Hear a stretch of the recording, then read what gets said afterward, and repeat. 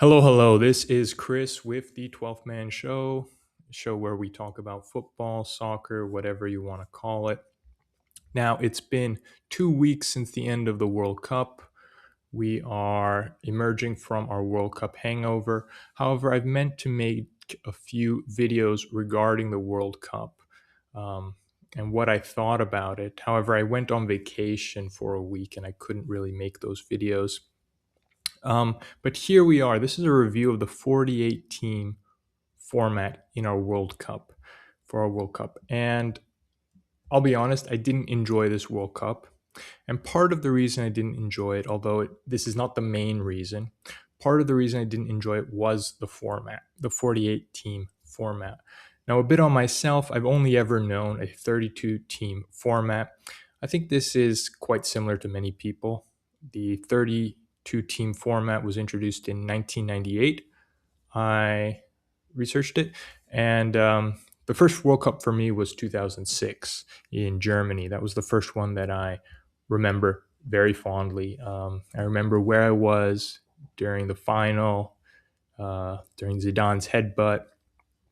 I remember I was living in Austria at the time, and I remember hearing my neighbors scream and cheer when Italy scored against Germany in the semifinals. I remember Joe Cole's amazing volley that he scored. So the 2006 World Cup was my first World Cup. I've only ever known 32 team World Cups. However, older people who are perhaps in their 40s, 50s, older, they would be familiar with 24 team World Cups, perhaps some even smaller format World Cups. And I wonder if the change in format for them from 24 to 32 uh, was received as negatively as this 48 team format is for myself. Now, this is just a review of the 48 team format and why I didn't like it for this World Cup. So first things first, let's get it out the way. There's wonky symmetry. With the 32 team World Cup, it's very symmetrical. You got 8 groups, sorry, 4 teams in each group. The best two progress. The best in Group A plays the second best in Group B.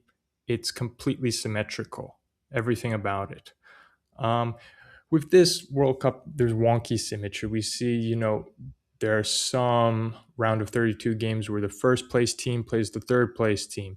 There are some in which the two second place teams play against each other. There's some in which the first place team will play against the second place team. So it's wonky, it's uneven, this symmetry. Um, yeah. Next thing, dilution of the tournament. This is without a doubt true. Because more teams are being included, it dilutes the quality of the tournament. And I know people are going to say, oh, what about Cape Verde? What about all these teams? They couldn't have been in the World Cup. No, that's not true. Every year, there are new debutants to the World Cup. Cape Verde very likely would have, could have, I really think they would have qualified if the format was not expanded. They topped their qualification group. This is a group with Cameroon. They very likely could have qualified for the World Cup without the expansion. Same goes for Uzbekistan. They very likely could have qualified without this expansion, and perhaps even Jordan. But generally, it just creates a dilution of the tournament. It allows too many spots for just teams that are not good enough. And what does this dilution do? Okay, well, one thing about this World Cup is we knew going into it that there would be less jeopardy in the group stages. That's because the third place teams, the top 8 third place teams, get to go through. So it created less jeopardy in the group stages, not just because these groups are naturally not as strong because there are more teams now. There's 48 teams in the whole tournament. But also third place teams can get through. So there's less jeopardy in the group stages. And for me personally, I love all the World Cup. I love the group stages. I love the knockout rounds. I love the semifinals, the finals. I love them all. And in fact, there's something about the group stages that's unique because there's quite a lot of jeopardy in it. I mean, we remember 2014, Spain crashing out of the group stage. They were champions, defending champions, and they crashed out of their group. We remember that same year, England, Italy, not making out of their groups. Meanwhile, Uruguay and Costa Rica made it out of that group of death. Similarly, 2010, France and Italy, the two finalists, didn't make it out. Germany didn't make it out last World Cup or the World Cup before. So there's a lot more jeopardy in these group stage matches. Whereas in this World Cup, there was no jeopardy. There's only really one team that really should have made it out, and that was Uruguay. You might say, oh, Turkey as well, but Turkey was in a very competitive group. Uruguay was probably the only team that really should have made it out of their group that we could say are clear were favorites to make it to the knockouts at least. So there's less jeopardy in the group stages, and I don't like that.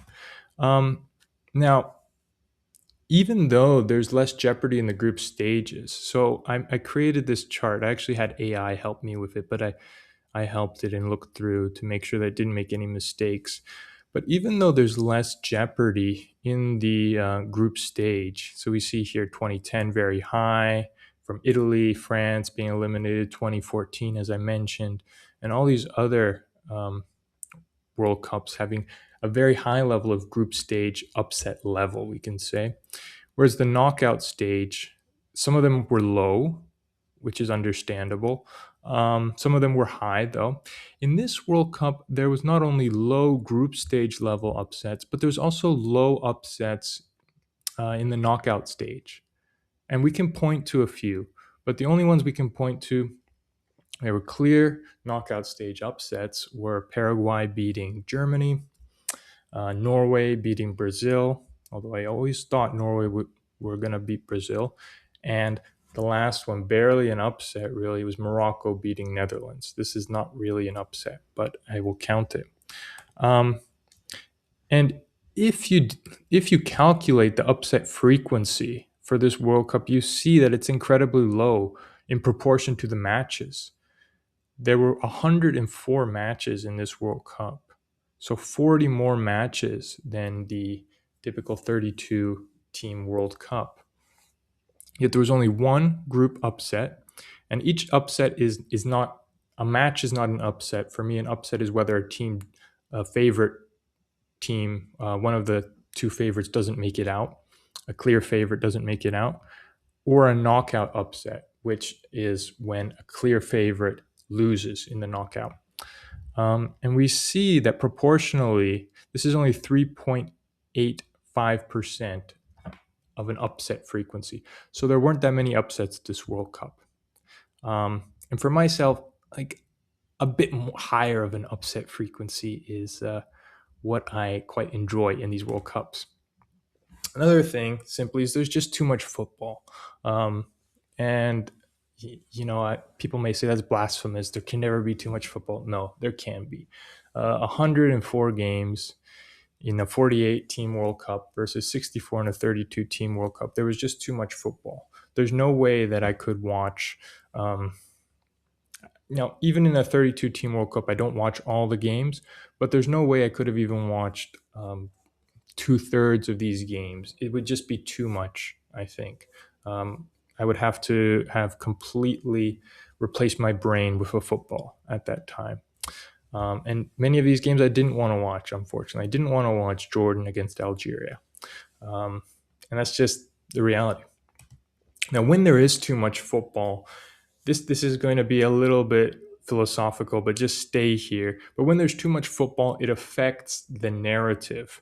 And what I mean by that is when there are just 64 matches, you can kind of tap into the narratives that are happening during the World Cup much easier. And we know these narratives. This is what makes the World Cup so enjoyable. Like in 2022, the narrative of an African team, beating Spain, Morocco beating Spain, beating Portugal, marching on. It looks like they could maybe even make it to the final. These narratives, they really capture our attention. And when there's too much football, it's very hard to get into these narratives. Similar, James Rodriguez, what a star performance in 2014. That's another narrative that we became enchanted by. Russia's performance in 2018. All of these other narratives that we can identify, they're much easier to tap into when there's not as much football. It's almost the equivalent of watching a movie. If you watch a movie that's 2 hours long, but let's say you miss 10 minutes of the movie, you can still get most of the movie and understand it quite well. Meanwhile, if you're watching a movie that's 4 hours long and you miss, let's say, an hour of the movie, just like more games, and you miss more games, you are going to miss significant aspects of the movie. It's just the reality. Now, well, I had to just mention this. This isn't really in regards to the formatting, but really the hydration breaks, halftime shows, and the price gouging. That does reformat our experience. It makes it difficult. Changes the way we watch. It changes the way the players play as well. During the hydration breaks, it changes these aspects. Every time I was in a bar and there was a hydration break, we'd frequently joke that this was the time to get a drink, the hydration break. Halftime show, I didn't even watch that. I just left and went to the street to get some fresh air. But yeah, it really comes to back to the too much football, the hydration breaks, the halftime show, the price gouging. It's all about money. It's all about eyeballs. It's all about more people watching the sport, which generally is a good thing, but it can be too much. It feels like it's too much. Now, it looks like there's going to be a 64 team future. That's what Infantino and many of the members at FIFA are pushing for. Now, with a 64 team football, we will solve the issue of wonky symmetry, asymmetry, which the 48 team World Cup had. However, we will be inundated. We will be drowning in so much football. 64 team World Cup, I can't say that I would watch most group stage matches. I don't even know if I would watch most of the knockout matches. It would just be too much for me with 128 teams. Also, in a 64 team World Cup in the future, it's likely that these are going to be hosted not by a single country, but they're going to be multiple hosts, because the facilities needed to host such a tournament will be enormous. Okay, future World Cup experience. Now, I just wrote this to kind of wrap everything up, but there's a significant subset of people who only watch international football, particularly the World Cup. We notice this all the time. I would hazard to say only 1 in 4 people who are watching the World Cup actually watch league football, actually watch the Champions League. Maybe they watch Serie A, Bundesliga. I would say only 1 in 4. I would say the rest, 3/4, are only here for the World Cup. And I've had people even say it to me like, oh, what do you even do? You have to wait 4 more years for this experience. And it's like, yeah, I'm fine with that, waiting 4 more years, because I have the Premier League, I have the Champions League. And this expansion, this reformatting of the tournament, hydration breaks and all of that, and all of FIFA shenanigans, it might not alienate these casual viewers, these normie viewers, but it may start to alienate viewers of domestic football, viewers of local football. Even they might start to not enjoy watching the World Cup as much and gravitate more towards domestic football. That's just something to think about. Perhaps not. And I think that's what FIFA's leveraging, is that they think that people will just continue to be interested in it. In a way, I will be, but I did feel like this World Cup was pretty. Uh, it wasn't a good World Cup. Honestly, I'm more excited for the coming Premier League season than I am of this of how I felt this World Cup was. I didn't think that it was the best World Cup. But those are my opinions on it. Now I'm going to make one more video on the World Cup and actually the biggest reason why I didn't like this World Cup. Now, it wasn't actually the formatting that's the biggest reason, although the formatting is a big reason. There's another reason why I dislike this World Cup, but that's going to be for a separate video.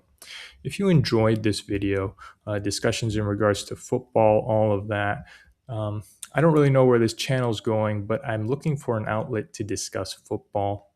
I'm a Chelsea supporter. I'm part American, part Belgian.